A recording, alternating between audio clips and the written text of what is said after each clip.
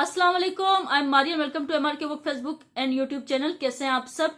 बड़ी इंपॉर्टेंट खबर थी, बड़ी इंपॉर्टेंट डेवलपमेंट है जो आप लोगों से शेयर करनी है। ऐसे कहेंगे पीटीआई का मुस्तकबिल जो है वो ऑलरेडी दांव पे लगा हुआ है। जिस तरह के सुप्रीम कोर्ट से फैसला आया था, बल्ला छीन लिया था, तमाम जो पार्टी हैं उनके जो उम्मीदवार हैं वो तितर बितर हो गए थे।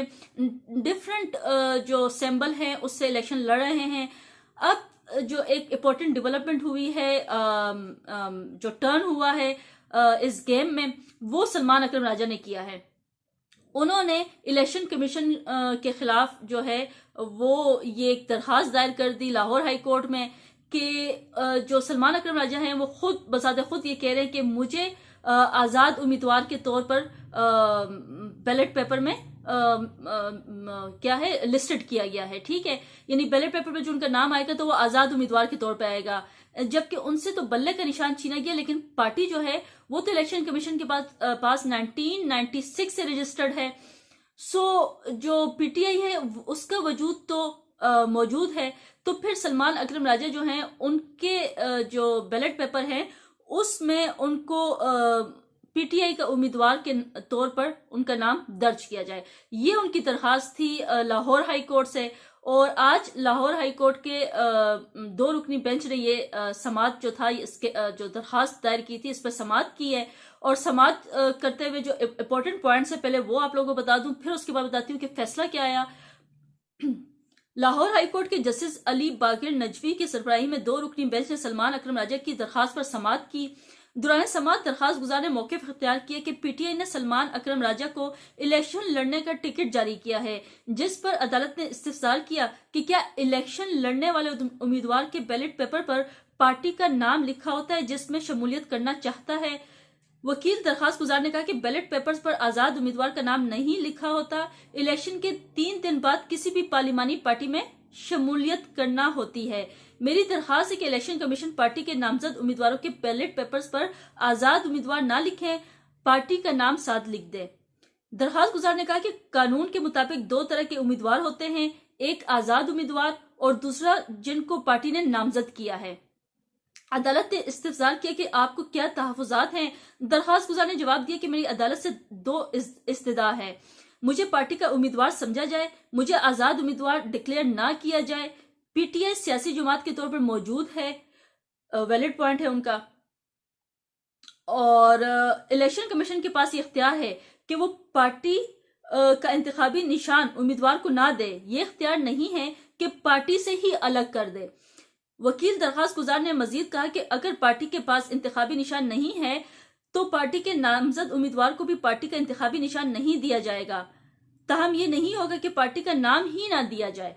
बादअज़ा अदालत ने दरखास्त गुजार के दलाइल सुनने के बाद इलेक्शन कमीशन से जवाब तलब करते हुए समाअत 25 जनवरी तक मुलतवी कर दी है। अब इलेक्शन कमीशन जो है वो अपना जवाब जमा करवाएगा कि उन्होंने क्यों बैलेट पेपर में जो पीटीआई के उम्मीदवार हैं उनको पीटीआई का जो आजाद उम्मीदवार हैं उनको पीटीआई के साथ क्यों मनसूख नहीं किया गया। ठीक है, क्योंकि उनको जो टिकट मिले हैं, जितने भी उम्मीदवार हैं पीटीआई के, वो लड़ तो पीटीआई के ऑब्वियसली पार्टी की तरफ से रहे हैं, उनको टिकट तो पीटीआई ने दिए हैं। बल्ला छिन गया ना, पार्टी का नाम तो रजिस्टर्ड है, पार्टी का नाम तो उनसे सॉरी पार्टी तो कैंसिल नहीं हुई, पार्टी तो इलेक्शन कमीशन में रजिस्टर्ड है। तो ये पॉइंट उन्होंने बड़ा इंपॉर्टेंट पॉइंट कहें कि उन्होंने उठाया है। और अगर सलमान अकरम राजा जो हैं उनकी ये दरखास्त जो है ये अगर इस पे एक मुस्बत फैसला आता है और तमाम पार्टी को अगर पीटीआई का ही डिक्लेयर कर दिया जाता है कि वो पीटीआई के ही अपनी पार्टी के नाम से लड़ सकते हैं, जैसे कि यूएस वगैरह में होता है, हम देखते हैं कि वहां पे क्या है पार्टी के नाम से लड़ते हैं, इंतखाबी निशान के नाम से नहीं। तो पार्टी तो रजिस्टर्ड है, उनका पॉइंट भी ठीक है, पार्टी तो पीटीआई है, टिकट तो पीटीआई के मिले हैं, और अगर वो असेंबली में जाते भी हैं तो जब इलेक्शन लड़के तो उनको जो है वो तमाम जितने भी मखसूस नशिस्तें हैं वो भी मिल जाएंगी, क्योंकि पीटीआई जो वो तो एक जमात के तौर पे मौजूद है। एक इंतखाबी निशान था जो कि एक अनपढ़ के लिए होता है कि वो जो इंतखाबी निशान देख के चुनता है अपना पसंदीदा जो भी उनका उम्मीदवार होता है। तो पार्टी का नाम तो कहीं नहीं गया, पार्टी तो मौजूद है, और उसी पार्टी पे वो जब चुन के जाते हैं, ठीक है, तो चुनने के बाद उनको जितनी भी जो मखसूस नशिस्तें हैं, जो कुछ भी उनपे हैं, वो सब कुछ उनको मिल जाएंगी। पीटीआई को सेनेट इलेक्शंस भी होने जा रहे हैं, उस पर भी वो सेलेक्ट हो जाएंगे सेनेटर्स। तो वो एक बिल्कुल पॉजिटिव चीज लेके गए हैं, अदालत में दरखास्त लेके गए हैं, और पीटीआई का जो इन्हिसार है वो अब इस दरखास्त के ऊपर है। वैसे भी पीटीआई ने कहा था कि इलेक्शन से पहले वो इंट्रा पार्टी इलेक्शंस करवाएंगे और अपना बल्ले के निशान वापस लेने की कोशिश करेंगे। लेकिन इस तरफ से सलमान अकरम राजा अगर देखें, जिन्होंने कुरान पे हाथ भी उठाया था, उन्होंने ये कहा था कि हमें कुछ हफ्ते पहले देखा था कि उन्होंने कुरान पे हाथ रख के ये कहा था कि मैं अगर इलेक्शन जीत जाता हूं तो मैं उसके बाद पीटीआई का ही उम्मीदवार रहूंगा, क्योंकि आजाद उम्मीदवार के तौर पे जाऊंगा तो पीटीआई का रहूंगा और किसी और पार्टी में शमूलियत अख्तियार नहीं करूंगा, क्योंकि इलेक्शन जीतने के बाद हॉर्स ट्रेडिंग एक बदतरीन दौर स्टार्ट होगा, बदतरीन मैदान लगेगा, बोलियां लगेगी और वोट की जो इज्जत है वो पामाल होगी, वोट का जो एक तकद्दुस है वो पामाल होगा। जो कि नून लीग ऑलरेडी कहती है कि वोट को इज्जत दो, तो अब वोट की इज्जत के लिए तमाम पार्टीज को ये आवाज उठानी चाहिए कि पार्टी मौजूद है, पार्टी 1996 से इलेक्शन कमीशन में रजिस्टर्ड है, तो पार्टी के नाम पे तो लड़ सकते हैं।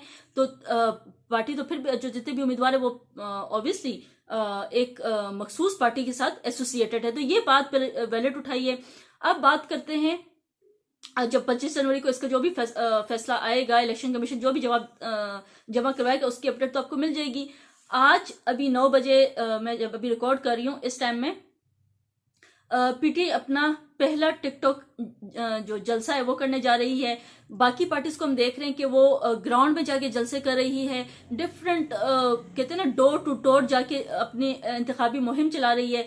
पीटीआई वो वाहिद है जिसपे कदगाने हैं, जिसको दबाया जा रहा है, जिसकी हर तरह की, इवन जब वो जलसा भी करती है ऑनलाइन वर्चुअल जलसे करती है, कन्वेंशन कर रही है, तो कह दिया जाता है कि शार्ड ने जो है वो क्या फाइबर खा ली है, कट कर दी है, और उसके बाद कुछ टाइम बाद वो दोबारा से वर्किंग में स्टार्ट हो जाती है। जब पीटीआई का जलसा खत्म हो जाता है तो कहते हैं कि जो तकनीकी खराबी थी उसको सॉर्ट आउट कर दिया गया है।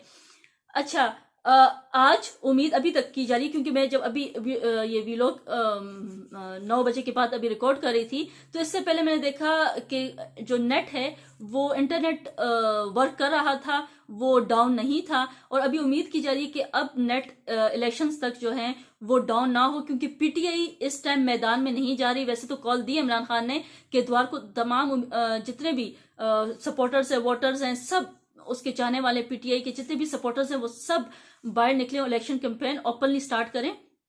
लेकिन इस टाइम पीटीआई जो है वो वर्चुअल जलसे कर रही है, वर्चुअल अपने इंतखाबी जो मुहिम है वो चला रही है, और इंतखाबी जो मुहिम है इतना खौफ है कि उनको वर्चुअल भी नहीं करने दिया जा रहा। वर्चुअली भी जो पीटीआई है वो हमारा इंटरनेट डाउन कर देती है, उसके बावजूद वीपीएन लगा के कोई जुगाड़ करके अवाम अपना सिस्टम चला रही है। और अवाम के दिलों पे वैसे ही, मैं हर व्लॉग में बात करती हूँ कि अवाम के दिलों में पीटीआई वैसे ही राज कर रही है, ठीक है। तो अगर आप इंटरनेट बंद भी कर देंगे, वोटर्स के बाद अपना हक है इस्तेमाल करने का, वो हक इस्तेमाल करेंगे।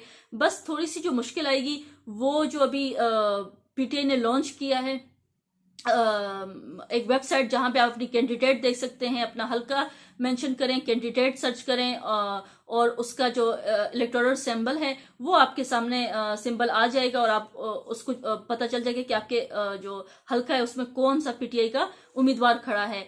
उसकी भी एक फेक कॉपी आ गई मार्केट में, इतना खौफ कि फेक कॉपी लॉन्च कर दी गई। और फेक कॉपी लॉन्च करने के बाद ये पीटीआई ने वाज़ह कर दिया है कि जो पीटीआई है उन्होंने ओरिजिनल आईडी जो है उसमें कैंडिडेट्स लिखा हुआ है, और जो फेक है उसमें कैंडिडेट लिखा है। खैर ये क्लियर कर दिया गया है, आप जितनी भी फॉलो करते हैं पीटीआई की वेबसाइट पे चले जाया करें कि ऑफिशियल वेबसाइट है पीटीआई की, आप वहां जाके जितनी भी अपडेट्स हैं देख सकते हैं, ताकि आप नक्कालों से इलेक्शन तक होशियार रहें। सो अपनी वीडियो का जो व्लॉग का इख्तिताम है वो यहीं पे करूंगी। आपसे एक नई वीडियो में दोबारा से मुलाकात होगी एक नए टॉपिक के साथ। अंटिल देन अल्लाह हाफिज।